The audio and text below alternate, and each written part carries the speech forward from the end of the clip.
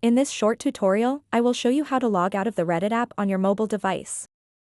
Logging out of the app is important to keep your account secure and prevent unauthorized access. To get started, open up the Reddit app, tap on the profile picture icon at the top right corner of the screen, and then tap Settings. After that, under Account Settings, tap and select your Reddit username. Once you are on this page, tap on the Switch Accounts option. What you want to do next is tap on this Logout button next to your Reddit username. And then simply tap and select Logout.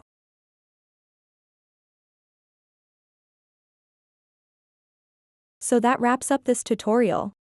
If you have any questions about this whole process, please let me know in the comments section below. And if this video helped you out, please give it a big thumbs up and subscribe to this channel for more tutorial videos like this one. Thank you so much for watching and have a good day.